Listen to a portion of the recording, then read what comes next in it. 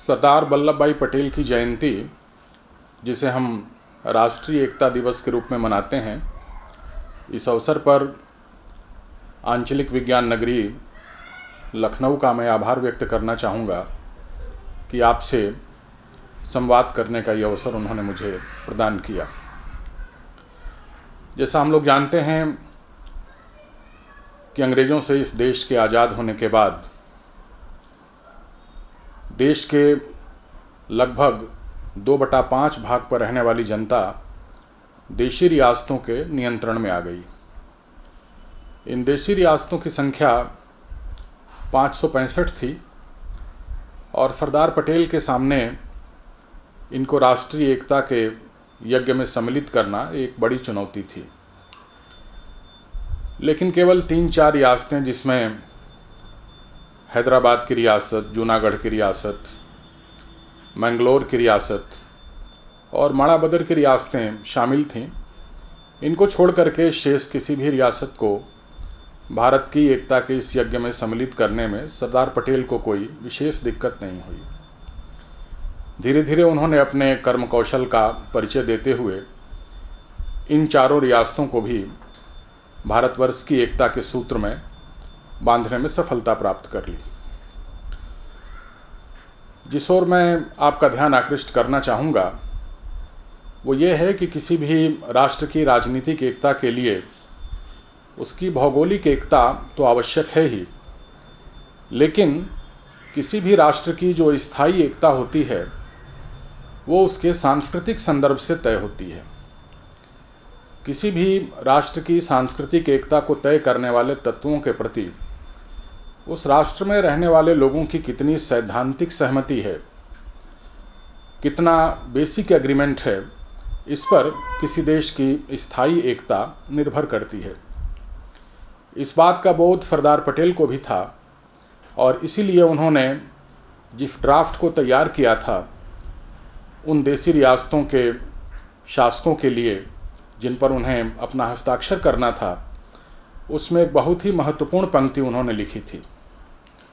उन्होंने लिखा था कि ये एक संयोग है कि हमें राष्ट्र के इस एकता के यज्ञ में सम्मिलित होना पड़ रहा है और उसके लिए हमें कुछ राजनीतिक कदम उठाने पड़ रहे हैं, लेकिन हम सभी लोग भारत की उदात्त संस्कृति और भारत का जो श्रेष्ठ जीवन विधान है उसके लंबे समय से साझीदार रहे हैं और यदि इस बात का बोध हमको हो जाए तो भारत की एकता के इस महायज्ञ में सम्मिलित होने में हमें किसी प्रकार की अड़चन नहीं होनी चाहिए।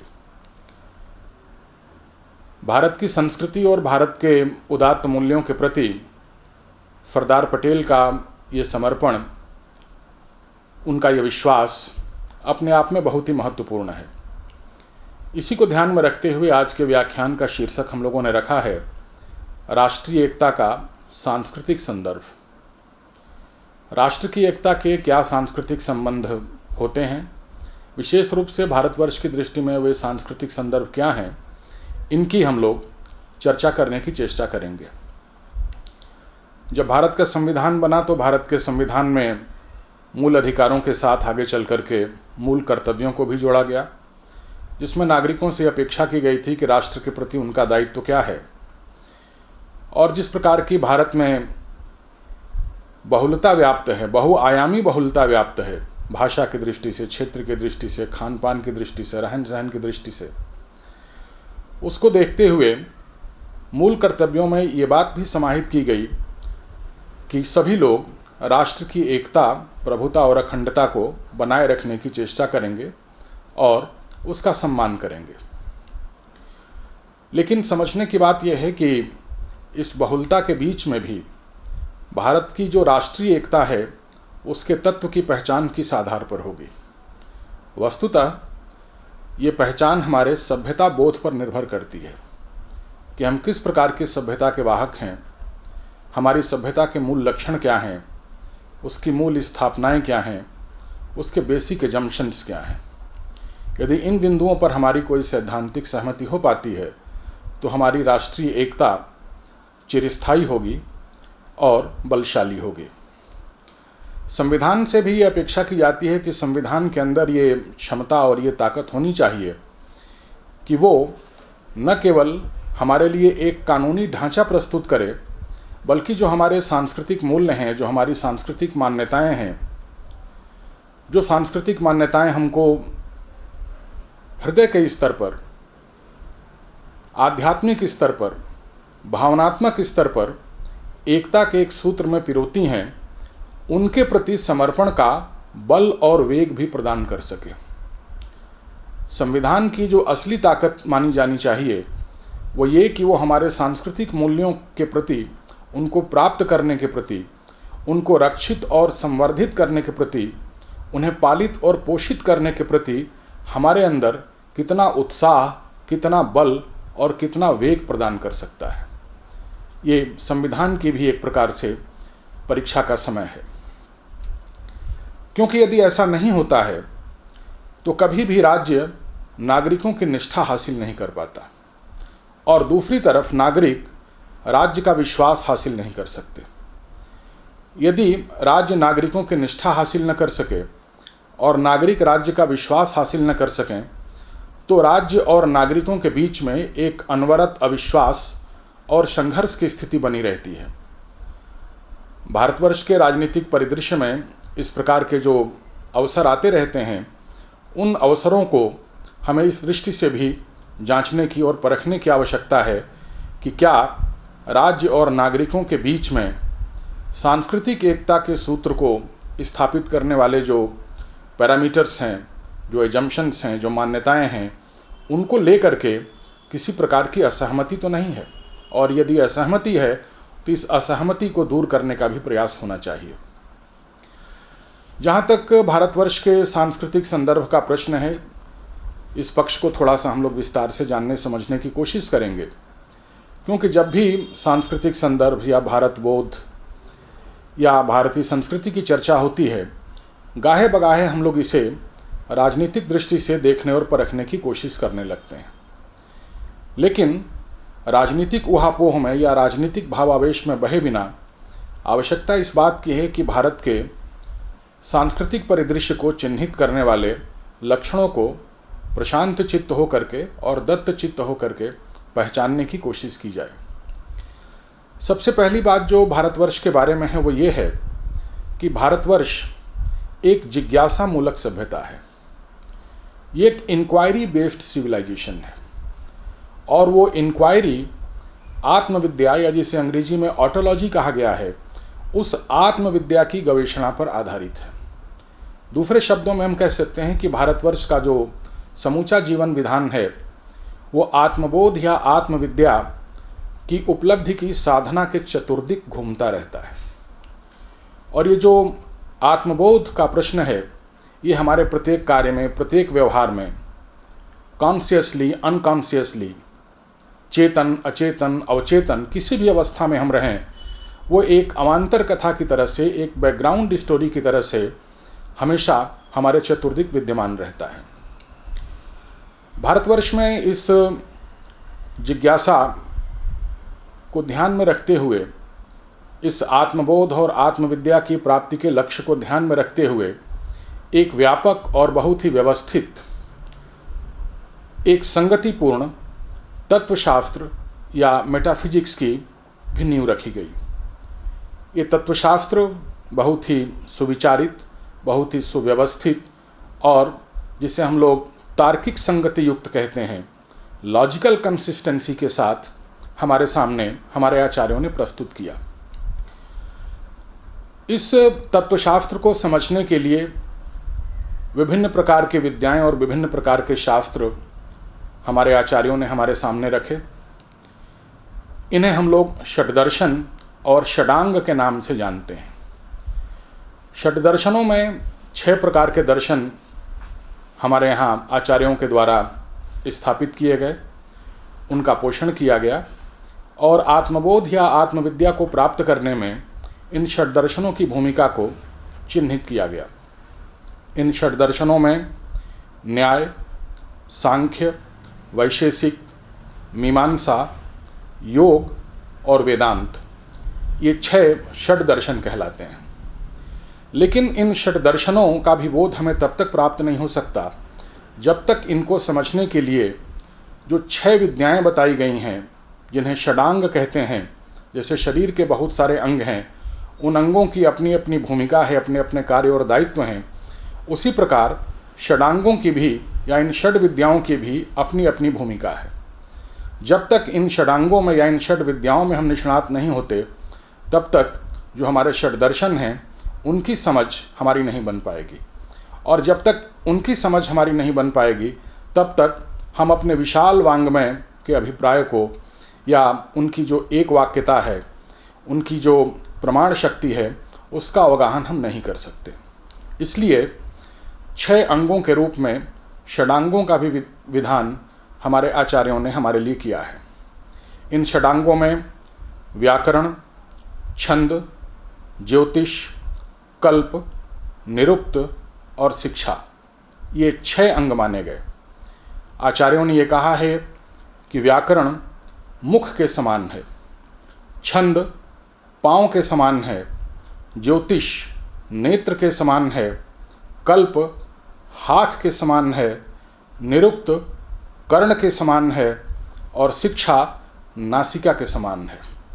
जिस प्रकार शरीर के ये सारे अंग मिलकर शरीर की इंद्रियों को, शरीर की गतिविधियों को नियंत्रित और परिचालित करने में अपनी भूमिका निभाते हैं, उसी प्रकार षडांगों की भूमिका हमारे दर्शनों को समझने में है। आजकल आधुनिक विचारक षड्दर्शनों में कुछ अंतर्विरोध देखते हैं।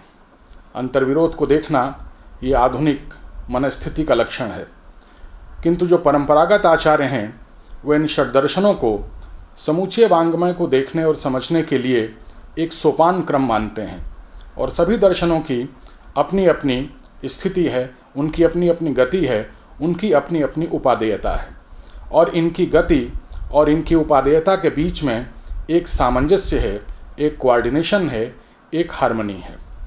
जितनी दूर तक इस हार्मनी को या इस सामंजस्य को हम समझने में सक्षम होते हैं, उतना ही विहंगम और सांगोपांग रूप से हम अपनी शास्त्र परंपरा का अवगाहन कर सकते हैं। इसके उपरांत हमें इस बात की भी एक तहकीकात कर लेनी चाहिए कि जो हमारा समूचा भारतीय शास्त्रीय वांग्मय है, उसमें कौन कौन सी चीज़ें सम्मिलित हैं।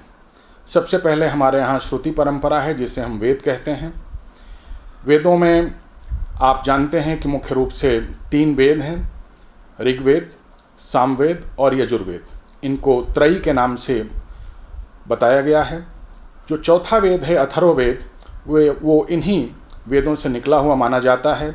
जीवन का जो आनुषंगिक पक्ष है, जीवन का जो व्यवहारिक पक्ष है, जो व्यवहारिक विद्याएं हैं, वो मूलतः अथर्ववेद के माध्यम से हमें प्राप्त होती हैं। वेदों के जो विभिन्न पक्ष हैं, उनमें आरण्यक, उनमें ब्राह्मण ग्रंथ, उनमें संहिता ग्रंथ और विभिन्न वेदों के अपने अपने उपनिषद हैं। ये हमारी एक आधारभूत ज्ञान परंपरा है। वेदों के अर्थों को लोकमानस के स्तर पर समझने के लिए हमारे यहाँ पुराणों की परंपरा है। पुराणों का यह दायित्व है कि वो वेदों के अर्थ को हमारे सामने खोलते हैं, उनको रिवील करते हैं। कई बार कथाओं के माध्यम से, कई बार आख्यानों के माध्यम से, कई बार उपदेशों के माध्यम से। इस पूरी शास्त्र परंपरा को समझने के लिए जिस प्रकार का आचरण विधान हमारे यहाँ चाहिए, जिस प्रकार का जीवन में अनुशासन चाहिए, उस आचरण विधान और अनुशासन के पक्ष को व्यक्त करने के लिए हमारे यहाँ स्मृतियों की परंपरा है। मनुस्मृति, नारद स्मृति, विदुर स्मृति, पराशर स्मृति और बृहस्पति स्मृति इत्यादि कई प्रकार की स्मृतियाँ हमारे वांग्मय में हैं। इन स्मृतियों का मूल दायित्व वैदिक जीवन या शास्त्रीय जीवन जीने के लिए हमें सुपात्र बनाना है, उसके मानकों को, उसके अनुशासनों को हमारे सामने प्रकट करना है। इसके अतिरिक्त रामायण और महाभारत जैसे महाकाव्य हैं। इन महाकाव्यों के माध्यम से भी हमें जीवन का एक सांगोपांग चित्रण प्राप्त होता है। रामायण के माध्यम से हमें अपनी समाज व्यवस्था, हमें अपनी अर्थनीति और हमें अपनी राजनीति के विहंगम पक्ष तो प्राप्त होते ही हैं, नीति, धर्म, अध्यात्म और तत्वशास्त्र का बोध भी हमें प्राप्त होता है। इसी प्रकार जीवन में जितने भी प्रकार के धर्म संकट आ सकते हैं, जितने भी प्रकार की मनुष्य की भूमिकाएं हो सकती हैं, वो चाहे बहुआयामी भूमिकाएं हों, वे चाहे बहुसंदर्भी भूमिकाएं हों, वे चाहे बहुस्तरीय भूमिकाएं हों, अर्थात वो चाहे मल्टी डायमेंशनल रोल्स हों, वे चाहे मल्टी लेयर्ड रोल्स हों, या वो मल्टी रेफरेंशियल रोल्स हों, उन सारे रोल्स को, उन सारी भूमिकाओं को जो एक मनुष्य के जीवन में आ सकती हैं, जिनकी संभावना है, जिस जिस प्रकार के धर्म संकट मनुष्य के जीवन में आ सकते हैं, उसका वो जिस जिस प्रकार से प्रत्युत्तर दे सकता है, इन सभी का विहंगम शास्त्र हमारे यहाँ महाभारत ग्रंथ है। और इसीलिए कहा गया है कि जो महाभारत में नहीं है वो कहीं नहीं है। महाभारत का नामकरण इसी आधार पर हुआ क्योंकि वो जीवन के जितने भी संभावित पक्ष हैं, उन सारे संभावित पक्षों को अपने विषय वस्तु में या अपने कथानक में समेटे हुए है। तो रामायण और महाभारत जैसे महाकाव्यों की भी एक बड़ी भूमिका है जो हमें अपने जीवन के मर्म से परिचित कराते हैं। इसके अतिरिक्त भारतवर्ष में नाना प्रकार की वैदिक परंपराएं विद्यमान रही हैं, नाना प्रकार के संप्रदाय विद्यमान रहे हैं, वो चाहे वैष्णव संप्रदाय हों, वे चाहे गाणपत्य संप्रदाय हों, वे चाहे शैव और शाक्त संप्रदाय हों, चाहे वो सौर संप्रदाय हों। इसके अतिरिक्त बौद्ध, जैन और सिख परंपराएं भी भारतवर्ष में विद्यमान रही हैं। इनके भी अपनी शास्त्रीय और इनकी भी अपनी मान्यताएं हैं, सैद्धांतिक मान्यताएं हैं, और इन मान्यताओं का भी जो हमारी वैदिक मान्यताएं हैं उनके साथ बड़ा गहरा रिश्ता है। दोनों एक दूसरे को एक प्रकार से पूरित या कॉम्प्लीमेंट करने की कोशिश करती हैं। आनंद कुमार स्वामी जैसे बड़े विचारकों ने इस बात को माना है कि जितना गहन अध्ययन आपका बौद्ध धर्म और हिंदू धर्म का होगा, उतना ही दोनों के बीच में आपको अंतर दिखाई नहीं देगा, और जितने उथले तरीके से आप इन दोनों धर्मों का अध्ययन करेंगे, उतना ही अंतर आपको दोनों की मान्यताओं में दिखाई देगा। तो ये जो प्रकारांतर से जो धर्म परंपराएं भारतवर्ष में आईं, उनका भी हमारी सनातन वैदिक परंपरा के साथ एक गहरा रिश्ता है, और इसे आधुनिक जन को समझने की कोशिश करनी चाहिए। जो बात ध्यान देने वाली है वो ये है कि ये जो शास्त्र परंपरा है, शास्त्रों के अंदर की जो उप परंपराएं हैं, इन परंपराओं का रक्षण, इनका पोषण और इनका संवर्धन ये अखिल भारतीय व्याप्ति का क्षेत्र रहा है। पूरे भारतवर्ष में अगर आप देखिए, किसी भी क्षेत्र में देखिए, आप महाराष्ट्र, केरल, तमिलनाडु में देखिए, आप गुजरात, राजस्थान, पंजाब में देखिए, आप उत्तर प्रदेश, बिहार और बंगाल के क्षेत्र को देखिए, या चाहे आप उत्तर में कश्मीर को देखिए, हर युग में आपको ऐसे विद्वान, ऐसे साधक आपको दिखाई देंगे जो इस पूरी वैदिक परंपरा का अपने अपने तरीके से रक्षण, पोषण और संवर्धन करते रहे हैं। इधर दुनिया के अलग अलग विश्वविद्यालयों में या दुनिया के अलग अलग जो विद्वान हैं अलग अलग क्षेत्रों में, वे संस्कृत साहित्य और संस्कृत साहित्य के साथ साथ जो भारतीय काव्यशास्त्र की परंपरा है, भारत में जो भाषा शास्त्र की परंपरा है, भारतवर्ष में जो दर्शन शास्त्र की परंपरा है, उसका अध्ययन करने के लिए बहुत ही उद्वेलित दिखाई देते हैं। और ये सभी लोग अलग अलग क्षेत्रों का प्रतिनिधित्व करने वाले भारतीय विद्वानों की जो आधिकारिक कृतियां हैं, उन आधिकारिक कृतियों के अध्ययन में संलग्न हैं। जिन विद्वानों और जिन विद्वानों की रचनाओं को आज पूरी दुनिया में काव्यशास्त्र के सिद्धांतों को सुनिश्चित करने के लिए, ध्वनि शास्त्र के सिद्धांतों को सुनिश्चित करने के लिए अथवा अभिनय के सिद्धांतों को सुनिश्चित करने के लिए प्रयोग में लाया जाता है, उसमें राजशेखर का नाम प्रमुखता से लिया जाता है, जिनकी कृति काव्य मीमांसा। अभिनव गुप्त जो काश्मीर शैव दर्शन के विद्वान हैं, उनका काश्मीर शैव दर्शन पर किया गया कार्य। आनंदवर्धन की कृति ध्वन्यालोक और भरत मुनि के नाट्यशास्त्र पर की गई उनकी टीका, जिसे हम अभिनव भारती के नाम से जानते हैं। पाणिनि का अष्टाध्यायी, भरत मुनि का नाट्यशास्त्र, भर्तृहरि का वाक्यपदीय, और इसके साथ साथ बहुत सारी नीति ग्रंथकारों की रचनाएं हैं, बहुत सारे निबंधकारों की रचनाएं हैं, जिनके ऊपर आज पूरी दुनिया में ध्यान दिया जा रहा है, उनका अध्ययन हो रहा है। ये अनायास नहीं है कि 1815 तक जो भारतीय संस्कृत वाङ्मय की प्रचुरता थी, उसकी जो समृद्धि थी या उसका जो महत्व था, उसका आकलन दुनिया के दूसरे देशों के विद्वानों ने भी कर लिया था। और यही कारण है कि 1815 तक दुनिया के प्रत्येक मुख्य विश्वविद्यालय में संस्कृत अध्ययन की कोई पीठ या संस्कृत अध्ययन का कोई विभाग स्थापित किया जा चुका था। इसलिए हम लोगों को हम आज संस्कृत विषय को या संस्कृत विषय के साहित्य और उसके अवदान को उतना महत्व नहीं दे रहे हैं, हमें इस बात पर भी विचार करना चाहिए यदि हम अपने सांस्कृतिक संदर्भ को ठीक प्रकार से समझना चाहते हैं। बिना अपनी शास्त्र परंपरा से परिचित हुए, बिना उस शास्त्र परंपरा का जो समालोचनात्मक विवरण हमारे सामने उपस्थित है उसका अवगाहन किए हुए हम ठीक प्रकार से कभी भी अपनी शास्त्र परंपरा को या अपने सांस्कृतिक संदर्भ को नहीं समझ सकते।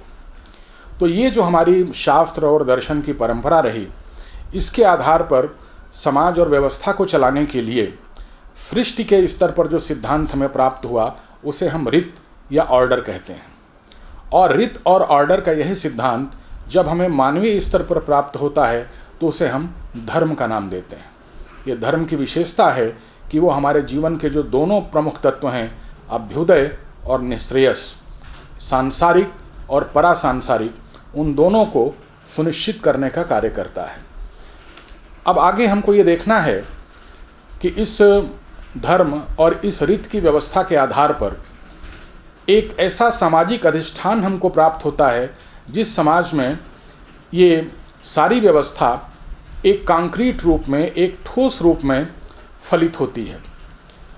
जो हमारी सामाजिक व्यवस्था है उस सामाजिक व्यवस्था के भी कुछ आधारभूत तत्व हैं, उसकी कुछ आधारभूत मान्यताएं हैं, उसके कुछ आधारभूत सिद्धांत हैं, उनका भी हमको संक्षेप में अवगाहन कर लेना चाहिए।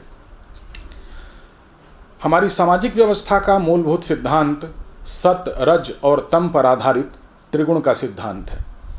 भारतीय परंपरा की यह आधारभूत मान्यता है कि समूची सृष्टि त्रिगुणात्मक है और इस त्रिगुणात्मकता में सत, रज और तम, ये तीन गुण सृष्टि के प्रत्येक तत्व में विद्यमान होते हैं। ये अलग बात है कि प्रत्येक वस्तु में, प्रत्येक अभिव्यक्ति में, प्रत्येक मैनिफेस्टेशन में सत, रज और तम का अनुपात अलग अलग होता है। इसी अलग अलग अनुपात के आधार पर हमारे यहाँ वर्ण की व्यवस्था है और वर्ण के साथ साथ आश्रम की व्यवस्था है। ये जो वर्णाश्रम व्यवस्था है ये भारतीय समाज का एक आधारभूत लक्षण है। जहाँ वर्ण हमें अपने स्वधर्म का बोध कराता है, वहीं पर आश्रम प्रवृत्ति और निवृत्ति, ये जो जीवन के दो मार्ग हैं, इनके बीच में एक संतुलन कायम करने की चेष्टा करता है। यहाँ वर्ण व्यवस्था के संबंध में एक बात को समझना बहुत आवश्यक है, क्योंकि वर्ण व्यवस्था को लेकर आज के समाज में राजनीतिक और सामाजिक स्तर पर नाना प्रकार की टीका टिप्पणियाँ की जाती हैं। सामान्यतः ये टिप्पणियाँ नकारात्मक होती हैं। ये लगभग इतनी नकारात्मक हो चुकी हैं कि भारतवर्ष में इनको लेकर, इनकी नकारात्मकता को लेकर लगभग एक सर्वसहमति सी बनती हुई दिखाई देती है। किंतु इस तथ्य को हमें नहीं भूलना चाहिए कि वर्ण का प्रश्न भारत में कोई सामाजिक राजनीतिक प्रश्न नहीं है। ये एक परातात्विक प्रश्न है, ये एक मेटाफिजिकल और एग्जिस्टेंशियल रियलिटी है। ये हमारे अस्तित्व की वास्तविकता है, ये हमारे अस्तित्व का यथार्थ है। इसलिए हमारे इसके मानने और न मानने का प्रश्न नहीं है। इस वास्तविकता को स्वीकार करके हमें अपनी समाज रचना को समझने और अपने स्वधर्म पर बढ़ने का साहस करना चाहिए। हमें इस बात को ध्यान में रखना चाहिए कि जितने भी सामाजिक या राजनीतिक या पारंपरिक विचारक हुए हैं, वे इन सभी पारंपरिक विचारकों ने अपनी रचनाओं में राज्य का और समाज का ये मुख्य कर्तव्य माना है कि राज्य और समाज में वर्णाश्रम व्यवस्था सुरक्षित रहे। वर्णाश्रम व्यवस्था के अस्त व्यस्त हो जाने से किसी भी समाज को या भारतीय समाज को विशेष रूप से आप उसके लक्ष्य की तरफ अग्रसारित नहीं कर सकते। इसीलिए दुर्गा सप्तशती में ये श्लोक देखने लायक है, जिसकी समीक्षा काशी के प्रकांड विद्वान आचार्य विश्वनाथ शास्त्री दातार करते हुए कहते हैं कि एक विशेष प्रकार की लज्जा भारतीयों का लक्षण है, जो लज्जा उनके अंदर तब उपस्थित होती है जब वे अपने वर्णाश्रम धर्म का पालन नहीं कर पाते हैं, उससे च्युत हो जाते हैं। इसलिए भारत का वर्णाश्रमी समाज एक ऐसा लज्जाशील समाज है जिसको अपने वर्णाश्रम धर्म का पालन न करने पर लज्जा की अनुभूति होती है। धीरे धीरे जिस प्रकार का राजनीतिक और जिस प्रकार का सामाजिक वातावरण हमारे यहाँ सृजित हुआ, जिस प्रकार की आधुनिक उदारवादी मान्यताओं के चलते एक नए प्रकार की दृष्टि, एक नए प्रकार की जीवन दृष्टि हमारे यहाँ आरोपित की गई, उसके कारण ये लज्जा धीरे धीरे समाप्त होती चली जा रही है। इस संदर्भ में हमें दुर्गा सप्तशती के उस श्लोक का स्मरण कर लेना चाहिए जहाँ पर लिखा हुआ है कि या श्री सुकृतनाम भवनेश्वलक्ष्मी पापात्मनाम कृतध्याम हृदय बुद्धि श्रद्धा सदाम कुलजन प्रभवस्य लज्जा ताम त्वा स्म परिपालय देवी विश्वम। इस श्लोक में ही उस लज्जा का जिक्र किया गया है, उसकी चिंता की गई है कि आप उस समाज की रक्षा कीजिए जो समाज अपने वर्णाश्रम से च्युत होने पर, स्खलित होने पर, विचलित होने पर लज्जा की अनुभूति करता है। इसलिए वर्णाश्रम में जो वर्ण का प्रश्न है वो कोई सामाजिक राजनीतिक प्रश्न नहीं है, वो इस काल या उस काल का प्रश्न नहीं है। वो हमारी सामाजिक और राजनीतिक आवश्यकताओं को केवल पूरा करने के लिए स्थापित नहीं किया गया, बल्कि वो हमारी तात्विक और हमारी अस्तित्वगत मान्यता है, हमारी तात्विक और अस्तित्वगत यथार्थ है, हमारा मेटाफिजिकल और एग्जिस्टेंशियल रियलिटी है। तीसरा सिद्धांत हमारे यहाँ ऋणत्रय का सिद्धांत है। हम जिस विश्व में, जिस सृष्टि में आए हैं, उस सृष्टि के अनुशासक देवता हैं, इसलिए उनके प्रति हमारा ऋण है जिसे हम देव ऋण मानते हैं। जिस कुल परंपरा के हम वाहक हैं, उस कुल परंपरा में हम जिसके माध्यम से आए, हमारी पितृ परंपरा, हम उसके प्रति ऋणी हैं, इसलिए हमारा पितृ ऋण है। और जिस अक्षय ज्ञान परंपरा के हम वाहक हैं, उस अक्षय ज्ञान परंपरा के लिए हम अपने ऋषियों के ऋणी हैं, ये हमारा ऋषि ऋण है। तो देव ऋण, ऋषि ऋण और पितृ ऋण, इन तीनों ऋणों से उऋण होने की कामना एक भारतीय के मन में होती है और ये उसकी सामाजिक व्यवस्था का एक मूल आधार है। जिस विधि से हम अपने इन ऋणों से उऋण होते हैं, या हम अपने स्वधर्म का पालन करते हैं, या हम अपने आश्रम विधान का पालन करते हैं, उसे पुरुषार्थ चतुष्टय या चतुष्पुरुषार्थ कहा गया है।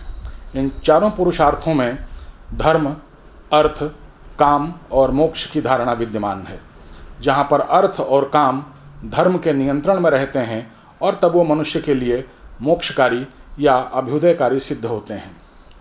ये ध्यान देने वाली बात है कि भारतवर्ष में जो समाज रचना है और धर्म विधान है, इनके बीच में एक अनिवार्य संबंध है।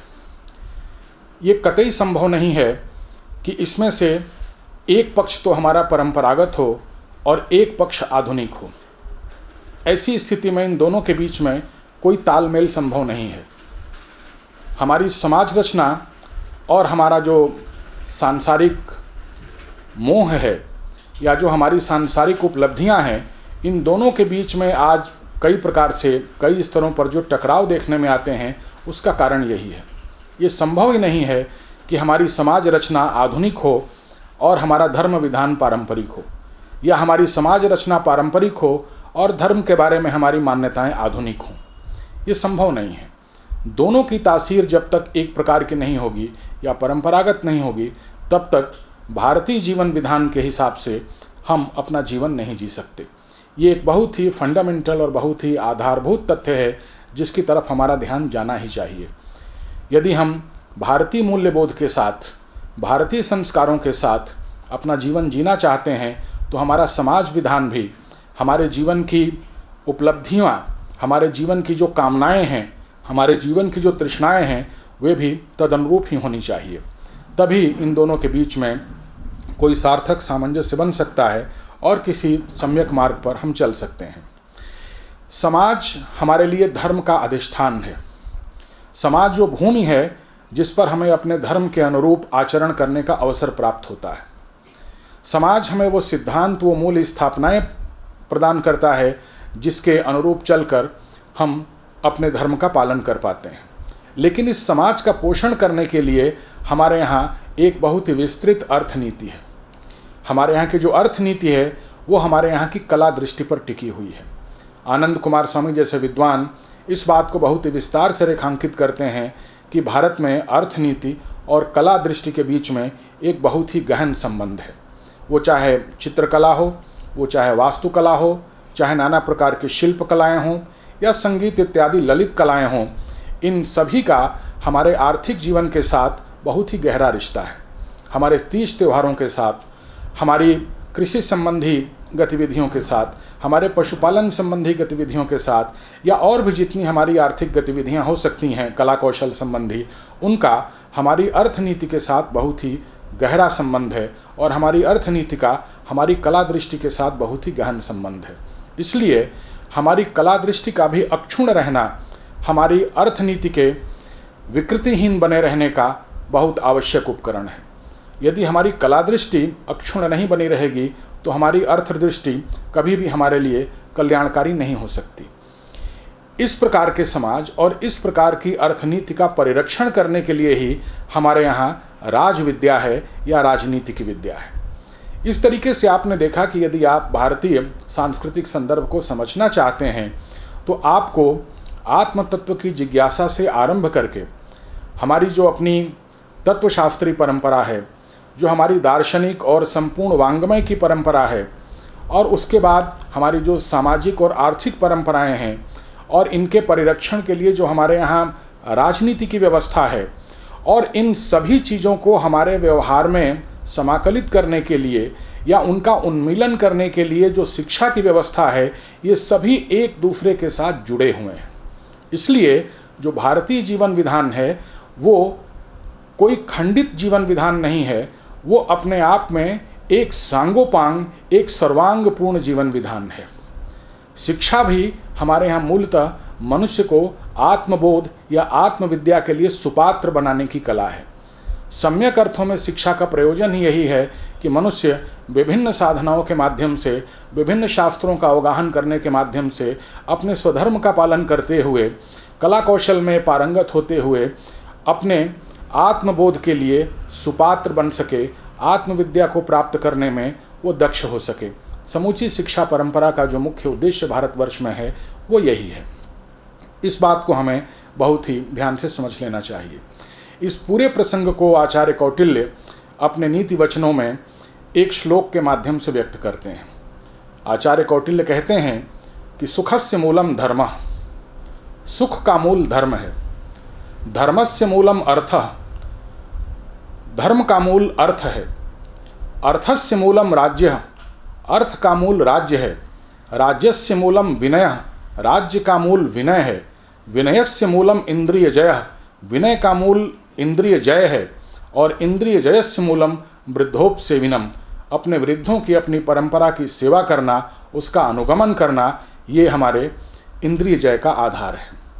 ये सारी चीज़ें हमारे यहाँ एक दूसरे के साथ जुड़ी हुई हैं। धर्मस्य मूलम अर्थः, हम अपने धर्म का पालन तभी कर सकते हैं जब तदनुरूप हमारी अर्थव्यवस्था हो। यदि लालच पर टिकी हुई अर्थव्यवस्था हो, यदि एक दूसरे को ललचाने और लुभाने पर टिकी हुई अर्थव्यवस्था हो, यदि एक दूसरे को ठगने और एक दूसरे को धोखा देने वाली अर्थव्यवस्था हो, यदि एक दूसरे के साथ प्रतियोगिता करने वाली अर्थव्यवस्था हो, जैसी आधुनिक अर्थव्यवस्थाएं हैं, तो ऐसी आधुनिक अर्थव्यवस्थाओं के चलते हुए हम अपने धर्म का पालन कर ही नहीं सकते। और इसलिए ऐसी अर्थव्यवस्था हो जिसमें हम अपने धर्म का पालन सुनिश्चित कर सकें, ये निश्चित करना राज्य का दायित्व है। इसीलिए कहा गया है कि अर्थस्य मूलम राज्य, ये राज्य का निश्चित दायित्व है कि हमारे यहाँ इस प्रकार की अर्थव्यवस्था या इस प्रकार का अर्थायाम स्थापित हो जिससे हम अपने धर्म के मार्ग पर आरूढ़ हो सकें। ये काम वही राज्य कर सकता है जिसके मूल में विनय है, विनयशीलता है। इसीलिए कहा गया है कि राज्यस्य मूलम विनय।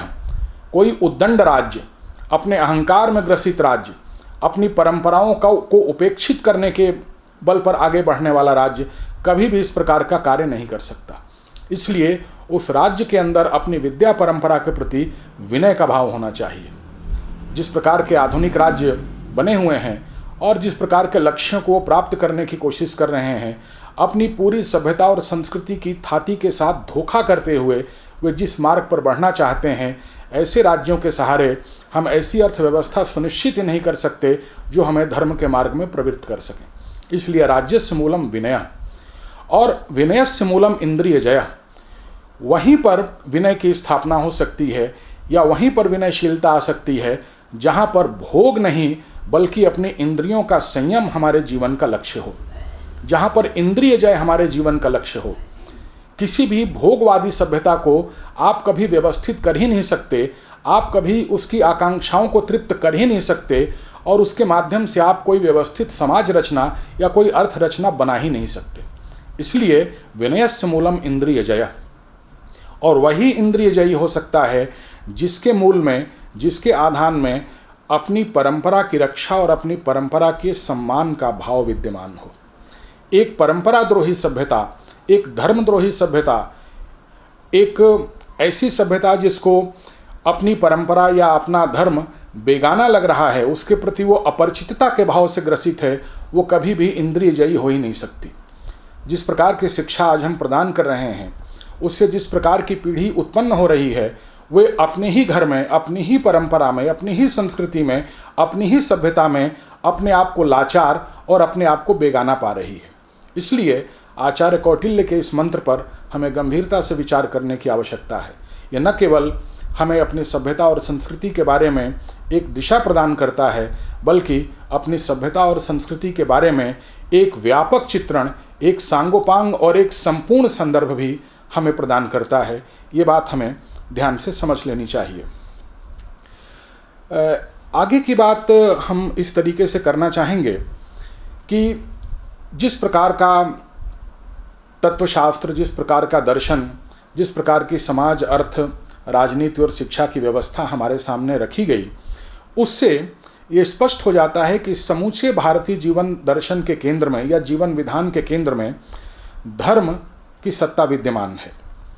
धर्म अपने आप में एक सेंट्रल एलिमेंट है, और न केवल वो एक सेंट्रल एलिमेंट है बल्कि वो एक ऑल इंक्लूसिव या ऑल कॉम्प्रिहेंसिव एलिमेंट है। धर्म एक प्रकार से न केवल हमारे जीवन के केंद्रीय मानक के रूप में स्थापित है, बल्कि हमारे जीवन का वो व्यापक नियामक भी है। हमारे जीवन के जितने भी पक्ष हो सकते हैं, उन सभी पक्षों को वो आच्छादित किए हुए भी है। वो हमारे जीवन के केंद्र में भी स्थित है, और वो हमारे जीवन के सभी पक्षों को चतुर्दिक आच्छादित किए हुए भी है। इसीलिए अगर आप प्राचीन भारतीय विचारकों को देखें, अपनी ऋषि परंपरा का अवगाहन करें, तो उसमें आपको 3-4 चीज़ें स्पष्ट रूप से दिखाई देती हैं। पहली बात ये कि जो हमारी परंपरा है उसमें एक वैचारिक एक निष्ठता, एक आइडियोलॉजिकल इंटीग्रिटी आपको दिखाई देगी। एक विचारक एक प्रकार की बात करेगा, दूसरा विचारक दूसरे प्रकार की बात करेगा, तीसरा विचारक तीसरे प्रकार की बात करेगा। जैसा हम लोग आधुनिक पश्चिमी विचारकों में देखते हैं, इस प्रकार की परंपरा हमें भारतीय विचारकों में देखने में नहीं आती। सभी भारतीय विचारक, चूँकि उनका फंडामेंटल, उनका फर्स्ट प्रिंसिपल एक है, फर्स्ट प्रिंसिपल के मामले में, अपनी आधारभूत मान्यताओं के मामले में उनके बीच में एक सामान्य सहमति है, इसलिए उनके विचारों में हमें एक वैचारिक एक निष्ठता, एक आइडियोलॉजिकल इंटीग्रिटी दिखाई देती है। साथ साथ हमें एक विचारक के विभिन्न पक्षों पर किए गए विचारों के बीच में भी एक वैचारिक सात्यता दिखाई देती है, एक आइडियोलॉजिकल कंसिस्टेंसी भी दिखाई देती है। ऐसा नहीं है कि एक विचारक जीवन के किसी पक्ष पर एक दृष्टि से विचार करता है और जीवन के दूसरे पक्ष पर वो किसी विपरीत दृष्टि से विचार करता है। उसके विचारों में एक सात्यता भी दिखाई देती है, एक कंटिन्यूटी भी दिखाई देती है, एक परपिचुअलिटी भी दिखाई देती है। तो वैचारिक एक निष्ठता और वैचारिक सातत्य, ये दोनों भारतीय विचारकों के प्रमुख लक्षण माने जाते हैं। इसके साथ साथ जो भारतीय विचार दृष्टि है, उसमें एक सांगोपांगता या सर्वांग पूर्णता के भी दर्शन होते हैं। जितने भी हमारे विचारक हैं, जो भी हमारे ऋषि महर्षि हैं या बाद के जितने भी आचार्य हैं, वे पूरे जीवन को एक इकाई मानकर विचार करते हैं। आप किसी भी विचारक को देखिए, किसी भी आप बड़े ग्रंथ को देखिए, वे सृष्टि के उत्पत्ति के सिद्धांत से लेकर, वो हमारी दार्शनिक और हमारी धार्मिक परंपरा से लेकर, वो हमारे सामाजिक, आर्थिक, राजनीतिक प्रश्न या हमारे आचरण संबंधी जो प्रश्न हैं, उन सभी पर सांगोपांग रूप से, सर्वांगपूर्ण रूप से विचार करते हैं।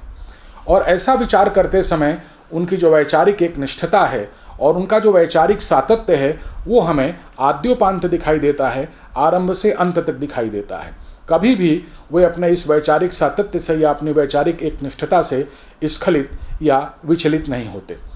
और यही कारण है कि न केवल आचार्यों की परंपरा में बल्कि हमारे सामाजिक जीवन में जितने भी प्रकार के लोग हैं, वे चाहे कवि, संगीतकार और नर्तक क्यों न हों, वे चाहे चित्रकार, मूर्तिकार और शिल्पकार क्यों न हों, वे चाहे वास्तुकार, आचार्य या साहित्यकार क्यों न हों, या वे चाहे वैद्य, योद्धा, कृषक, श्रमिक कोई भी हों, उन सभी के विचारों में, उन सभी के कार्य व्यवहार में इस प्रकार की वैचारिक एक निष्ठता और इस प्रकार का वैचारिक सातत्य दिखाई देता है। जीवन की सांगोपांगता, जीवन की संपूर्णता, जीवन की सर्वांग पूर्णता उनकी दृष्टि से कभी भी ओझल नहीं होने पाती। वो चाहे किसी भी कर्म में लगे हुए लोग हों, यदि वे भारतीय जीवन विधान के अनुसार अपने कर्म का संपादन करते हैं तो इस प्रकार की व्यापकता, इस प्रकार का एक ऑल कॉम्प्रिहेंसिवनेस उनके व्यवहार में हमें सदा दिखाई देता है। और इसीलिए राजा और प्रजा के व्यवहार में किसी भी प्रकार का तात्विक भेद हमारे यहाँ दिखाई नहीं देता। ये जो राजा और प्रजा का भाव है, ये केवल हमारे यहाँ राज्य के स्तर पर ही नहीं है, बल्कि समाज के निचले स्तर से लेकर के समाज के ऊपर के स्तर तक सर्वत्र हमें राजा और प्रजा का ये तत्व अलग अलग रूपों में दिखाई देता है। राजा और प्रजा का जो संबंध राज्य के स्तर पर है, वही संबंध परिवार के स्तर पर पिता और उनकी संततियों का है, समाज के स्तर पर आचार्य और समुदाय का है। तो ये एक तात्विक संगति, ये एक तात्विक एक रूपता, ये एक तात्विक सातत्य भी हमें जीवन के प्रत्येक क्षेत्र में, प्रत्येक स्तर पर दिखाई देता है। सभी लोग जो अपने अपने कार्यों का, अपने अपने कर्म कौशल का अपनी अपनी जगह पर प्रतिपादन करते हैं, ये सभी एक प्रकार से समान धर्मा हैं और आत्मबोध की तरफ उन्मुख होने का लक्ष्य इन सभी की कर्म साधना में विद्यमान रहता है। ऐसा नहीं कि कोई आत्मबोध को प्राप्त करना हमारे यहाँ कोई योगियों का ही कार्य है या संसार से जो विरक्त जन हैं उन्हीं का कार्य है, बल्कि सभी लोग अपने अपने कार्य, अपने अपने कौशल, अपने अपने धर्म, अपने अपने कर्तव्य, अपनी अपनी भूमिकाओं का पालन करते हुए उस आत्मोन्मुखता की साधना या उस आत्मविद्या को प्राप्त करने की साधना या उस अपने निःश्रेयस और अभ्युदय को प्राप्त करने की साधना के प्रति अग्रसर होते चले जाते हैं। ये एक विशेष बात है जो हमें भारतीय सांस्कृतिक संदर्भ के रूप में समझ लेनी चाहिए। कहने का आशय ये है कि सभी शास्त्रों और सभी ज्ञान परंपराओं के अंदर जो एक वाक्यता है, जो एक यूनिटी है, जो एक आत्मबोध परकता है, उस आत्मबोध परकता की उपस्थिति ही हमारे राष्ट्रीय एकता के सांस्कृतिक संदर्भ का आधार है। जिस सांस्कृतिक संदर्भ की एकता की हम बात कर रहे हैं या राष्ट्रीय एकता के जिस सांस्कृतिक संदर्भ की हम बात कर रहे हैं, उसका यदि एक वाक्य में प्रणयन किया जाए तो हम ये कह सकते हैं कि हमारे सभी शास्त्रों और सभी ज्ञान परंपराओं में जो आत्मबोध मूलकता विद्यमान है और उस आत्मबोध मूलकता के प्रति जो हमारी एक निष्ठता है, वही हमारी सांस्कृतिक एकता का मूल आधार है। ये बात हमको स्पष्ट रूप से समझ लेना चाहिए। जितनी हमारी सांसारिक विद्याएं हैं, जितनी हमारी परंपरागत विद्याएं हैं, उन विद्याओं में भी हम देखेंगे, यदि उनका हम ठीक से अवगाहन करें, ठीक से उनका हम विश्लेषण करें, तो हमें इसी प्रकार की आत्मबोध मूलकता की साधना या इसी प्रकार के आत्मविद्या की साधना का लक्षण हमें प्रत्येक विद्या में दिखाई देता है। दूसरे शब्दों में, हमारे यहाँ जितनी भी परंपरागत विद्याएं हैं, उन सभी परंपरागत विद्याओं के माध्यम से मनुष्य अपने आत्मबोध को प्राप्त करने, अपनी आत्मविद्या को प्राप्त करने, अपने अभ्युदय और अपने निःश्रेयस को सिद्ध करने की चेष्टा करता है। इसको हमारे यहाँ मोक्ष मूलकता की साधना कहा गया है। यानी हमारे प्रत्येक कार्य में जो मोक्ष है वो हमारे जीवन का केंद्रीय पक्ष है, वो कभी हमारी दृष्टि से ओझल नहीं होता। वो चाहे हमारा पारंपरिक समाजशास्त्र, अर्थशास्त्र या राजनीति शास्त्र हो, वो चाहे हमारा पारंपरिक मनोविज्ञान हो जिसे आत्मविज्ञान कहा गया, वो चाहे हमारे यहाँ खगोल शास्त्र, ज्योतिष विद्या, आयुर्वेद और धनुर्वेद जैसी विद्याएं हों, वो चाहे गंधर्व विद्या हो या फिर उसके समानांतर हमारे यहाँ युद्ध कला हो, वो गृह शिल्प की विद्या हो, वस्त्र शिल्प की विद्या हो, सौंदर्य शास्त्र हो, भाषा शास्त्र हो, रंग कर्म हो, कृषि कर्म हो, पशुपालन हो, धातु कर्म हो, इन सारी विद्याओं में जो समाज में व्याप्त हैं और समाज में अलग अलग वर्ग इनकी साधना अपनी अपनी सामर्थ्य के हिसाब से करते हैं, उन सभी की साधना में जीवन की आत्मबोध मूलक यही एकात्मक दृष्टि विद्यमान है। जब तक हम अपने कर्म कौशल को अपने जीवन के इस एकात्मक लक्ष्य के साथ नहीं जोड़ते, कभी भी उस सांस्कृतिक चेतना या उस सांस्कृतिक आदर्श के भाव को, उस सांस्कृतिक एकता के भाव को हम नहीं समझ सकते। हमें इस बात को समझना चाहिए कि ये जितनी विद्याएं हैं, इन विद्याओं को व्यक्त करने वाले जो भी साहित्य हैं, जो भी दर्शन हैं, जो भी ग्रंथ हैं, वे सभी एक ही प्रकार की आध्यात्मिक भाषा बोलते हैं। वो एक ही प्रकार के स्पिरिचुअल इडियम्स में बात करते हैं। हमारे पूरे जीवन विधान को एक ही प्रकार की स्पिरिचुअल लैंग्वेज के सहारे परिभाषित किया जा सकता है। किशोरीदास वाजपेयी और एक बड़े भाषाविद हुए हैं 20वीं शताब्दी के, और उनका ये मानना था कि भारतवर्ष की जितनी भाषाएं हैं, अगर आप केवल उन्हें शुद्ध भाषा शास्त्र की दृष्टि से भी विचार करें तो उसमें आपको एक सातत्य और एक कंटिन्यूटी आपको लगातार दिखाई देगी। यदि आप प्रयाग को केंद्र मान करके धीरे धीरे पैदल आप दक्षिण की तरफ चलें तो प्रयाग से कैसे वो आपकी भाषा बदलती हुई केरल तक मलयालम में परिवर्तित हो जाती है, आपको इसका आभास भी नहीं होगा। और इसी तरीके से यदि आप उत्तर की तरफ धीरे धीरे पैदल, हवाई जहाज से नहीं, अगर आप धीरे धीरे गमन करें तो काबुल तक कैसे आपकी भाषा बदलते हुए पश्तो में कन्वर्ट हो जाती है, आपको ये पता ही नहीं चलेगा। तो पूरे इस भारतवर्ष में, इस पूरे भारतीय उपमहाद्वीप की जो भाषाएं हैं, उन भाषाओं में आपको एक तात्विक सातत्य स्वाभाविक रूप से दिखाई देगा। तो भाषा शास्त्र की दृष्टि से और सांस्कृतिक दृष्टि से भी इस बात को कहा जा सकता है कि समूचे भारतवर्ष में यहाँ के वांग्मय को, यहाँ के जीवन को समझने के लिए जो भाषा का शास्त्र या जो भाषा का की सामर्थ्य या जो भाषा की संपत्ति विद्यमान है, उसमें हमें एक ही प्रकार की स्पिरिचुअल लैंग्वेज दिखाई देती है। जो अलग अलग जगहों पर आपको भाषाएं दिखाई देती हैं, वो उसी के अलग अलग प्रकार के डायलेक्ट्स हैं, उसकी एक प्रकार से अलग अलग प्रकार की बोलियां हैं। एक पूरे राष्ट्रीय आंदोलन को अगर आप देखें तो इस प्रकार की सांस्कृतिक चेतना, इस प्रकार के सांस्कृतिक विमर्श की आवश्यकता पूरे राष्ट्रीय आंदोलन में हमारे यहाँ विद्यमान रही। भारतवर्ष में शब्दों का और सांस्कृतिक संदर्भ गर्भित अर्थ का एक बड़ा व्यापक संसार है। हमारा जो समूचा वांग्मय है, उस समूचा वांग्मय आप देखेंगे कि उसमें शब्द और संस्कृति सापेक्ष अर्थ, इन दोनों के बीच में एक गहरा संबंध दिखाई देता है। और इसीलिए जो अपनी परंपरा के शब्द हैं, उनको आप किसी दूसरी भाषा में ट्रांसलेट करके आप समझ ही नहीं सकते। यदि वो उस प्रकार की सांस्कृतिक समझ आपके अंदर नहीं है तो इन शब्दों के मर्म आप समझ ही नहीं सकते। उदाहरण के रूप में पाप, पुण्य, सिंदूर, गाय, गंगा, तुलसी, प्रताप, राजा का प्रताप, दान, चिति, विराट और राष्ट्र, धर्म, सेवा, गुरु, लोकतंत्र, जनतंत्र और प्रजातंत्र, ये सभी संस्कृति सापेक्ष शब्द हैं।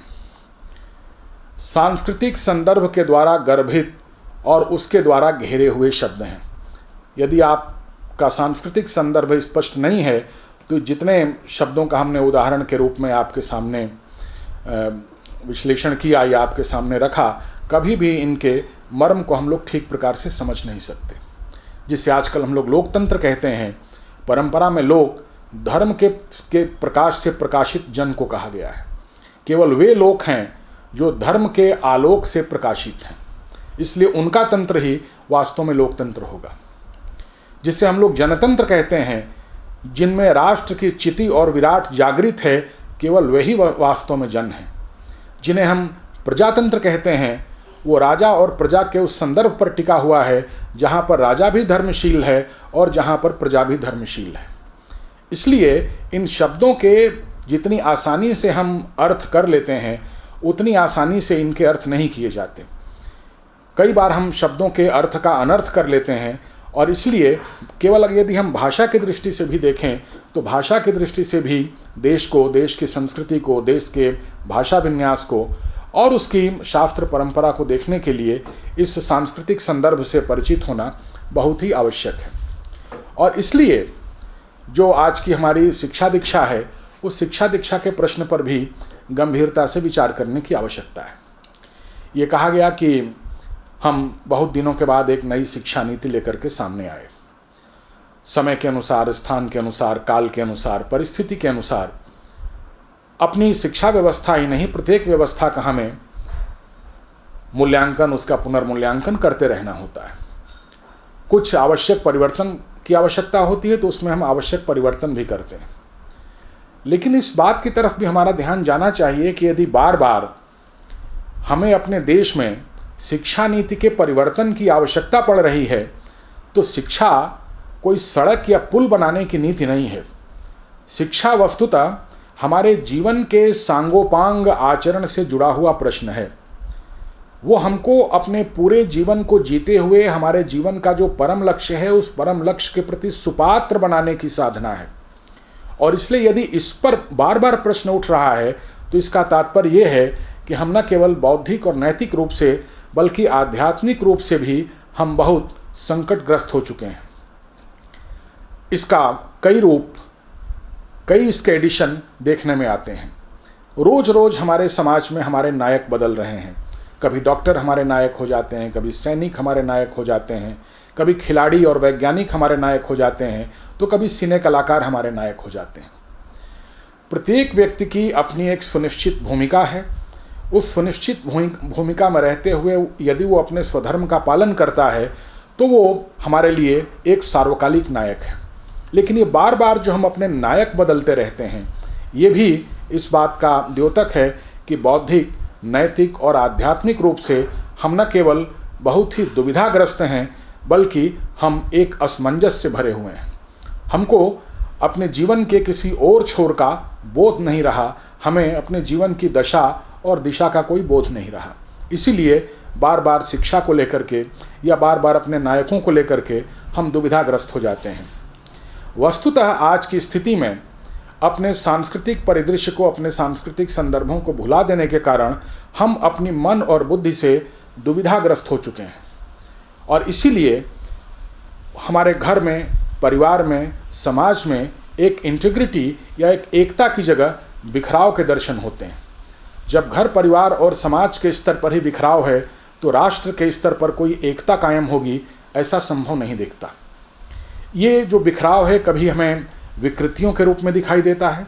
वो विकृतियाँ कभी बच्चों के साथ होने वाले हमारे व्यवहार में, कभी वृद्धों के साथ होने वाले हमारे व्यवहार में, तो कभी महिलाओं के साथ होने वाले हमारे व्यवहार में परिलक्षित होती हैं, जिनकी विस्तार से चर्चा करने की आवश्यकता नहीं होती। लेकिन कई बार ये विकृतियाँ हमें उपलब्धियों के रूप में भी दिखाई देती हैं, जिन्हें हम लोग आज अपनी उपलब्धियाँ मानते हैं। उन उपलब्धियों पर भी पुनर्विचार करने की आवश्यकता है। नारी शक्ति पर आज बहुत बात हो रही है और नारी शक्ति की जिस प्रकार की व्याख्या की जा रही है, नारी शक्ति की जो उपलब्धियां मानी जा रही हैं, उस पर भी हमको संपूर्ण भारतीय समाज व्यवस्था के सापेक्ष, उसके संदर्भ में एक बार ठहर करके विचार करने की आवश्यकता है कि उस नारी शक्ति का क्या स्वरूप होना चाहिए। क्या वो आत्मबल मूलक नारी शक्ति है या वो कोई पावर ओरिएंटेड नारी शक्ति की बात हो रही है। इन दोनों की तासीर में और इन दोनों के अर्थ और संदर्भ में गहरा भेद है। 1909 में आनंद कुमार स्वामी अपनी पुस्तक एसेज इन नेशनल आइडियलिज्म में लिखते हैं कि imperialism attacks at the most tender point of the civilisation, कि जो साम्राज्यवाद है, आज भी हम एक प्रकार के आर्थिक साम्राज्यवाद के शिकार हैं, एक प्रकार के नव उपनिवेशवाद के शिकार हैं। तो ये जो साम्राज्यवाद और नव उपनिवेशवाद है, जो मार्केट और बाजार की शक्तियों के द्वारा संचालित और पोषित है, ये सबसे पहले समाज के सबसे कोमल वर्ग पर अपना हमला करता है, अपना टारगेट बनाता है। Imperialism attacks at the most tender point of the civilisation and obviously on the women content of that civilisation. और सामान्यतः उस सभ्यता का जो स्त्री वर्ग है उसको वो अपना निशाना बनाता है and tries to convert them into factory worker और कैरियर ओरिएंटेड लेडी।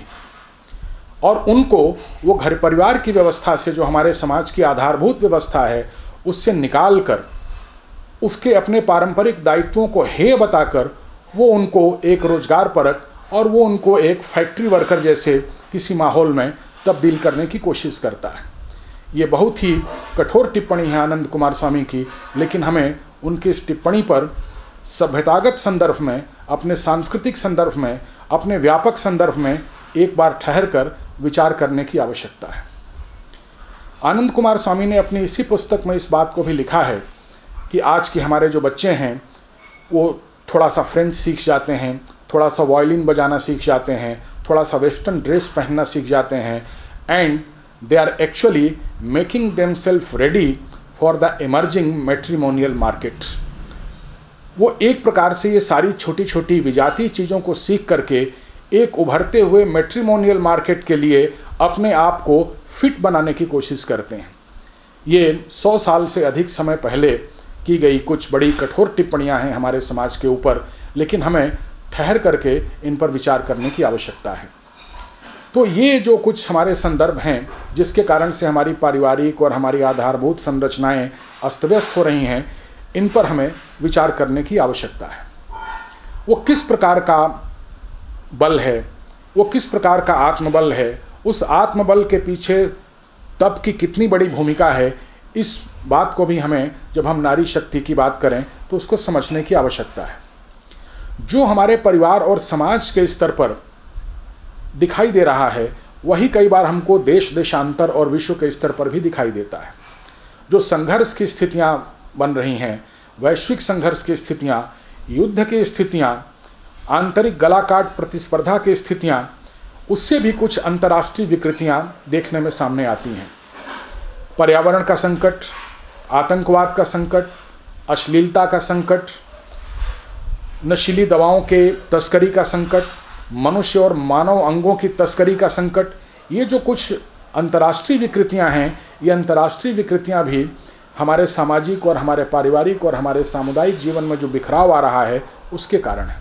इसलिए ये अनायास नहीं है कि युद्ध के भय पर आधारित जो हथियारों का व्यापार है, मृत्यु के भय पर आधारित जो बीमा का व्यवसाय है, और बीमारी के भय पर आधारित जो फार्मास्यूटिकल इंडस्ट्रीज या दवाई बनाने वाली कंपनियों का व्यापार है, वो आज की दुनिया में बहुत ही फल फूल रहा है। इसलिए ये जो बहुत ही तेज़ी से ग्रो करने वाले जो एरियाज हैं हमारी तथाकथित इकोनॉमी के, उनके पीछे का कारण क्या है, उस पर भी हमको ठीक प्रकार से विचार करने की आवश्यकता है। इसलिए मित्रों, यदि हम अपने राष्ट्र के सांस्कृतिक संदर्भ को ठीक से समझें तो उससे न केवल हमें अपने राष्ट्र की स्थापित और आधारभूत मान्यताओं का पता चलता है, बल्कि उन मान्यताओं का पालन न करने से किस प्रकार का विचलन, किस प्रकार का विकार, किस प्रकार की विकृति हमारे पारिवारिक, हमारे सामाजिक, हमारे राष्ट्रीय और हमारे अंतर्राष्ट्रीय जीवन में आती है, इसका भी बोध हमको प्राप्त होगा। और यदि हम ठीक से अपने सांस्कृतिक संदर्भ से परिचित होते हैं तो न केवल हमारा पारिवारिक, सामाजिक या हमारा राष्ट्रीय जीवन समुन्नत होगा, बल्कि जिसे हम लोग बृहत्तर भारत कहते हैं या जिसे हम लोग बृहत्तर विश्व कहते हैं, उस बृहत्तर विश्व का भी कल्याण वस्तुतः हमारी सांस्कृतिक समझ और हमारी सांस्कृतिक दृष्टि में निहित है। क्योंकि पूरी दुनिया की सभ्यताओं की जो परंपरागत दृष्टि है, जिसे मैंने आपसे पहले कहा, उनकी स्पिरिचुअल लैंग्वेज एक है, उनकी यूनिवर्सल लैंग्वेज एक है, उसी लैंग्वेज के वे डिफरेंट डायलेक्टिकल मैनिफेस्टेशंस हैं, उसी भाषा की वो दूसरी अलग अलग प्रकार की सभ्यताई अनुकृतियां हैं या उसकी अभिव्यक्तियां हैं। इसलिए यदि जो सांस्कृतिक दृष्टि है, जो हमारा सांस्कृतिक संदर्भ है, यदि उसको हम ठीक से समझ लेते हैं तो न केवल सामाजिक और पारिवारिक और राष्ट्रीय स्तर पर बल्कि वैश्विक स्तर पर भी हम एक स्वस्थ एकता को जन्म दे सकते हैं। और ऐसा तभी हो सकता है जब हमारा सांस्कृतिक बोध, हमारे सनातन जीवन का बोध, उसका एक चिरस्थायी स्थान हमारे हृदय स्थल पर बन सके। यदि हमारे हृदय में ऐसा स्थान बन सके, हमारे मन और चित्त में ऐसा स्थान बन सके जहाँ पर ये सनातन मूल्य एक चिरस्थायी बोध के रूप में अंकित हो सकें, स्थापित हो सकें, तो हम ऐसी स्थिति को प्राप्त कर सकते हैं। राष्ट्रीय एकता दिवस के अवसर पर भारत की राष्ट्रीय एकता और वैश्विक राष्ट्रीय एकता के लिए हमारे सांस्कृतिक संदर्भों को जानना कितना आवश्यक है, इस बात पर आपसे विमर्श करने का अवसर देने के लिए एक बार मैं फिर से आंचलिक विज्ञान केंद्र लखनऊ और इनके आयोजकों का धन्यवाद करता हूँ। नमस्कार।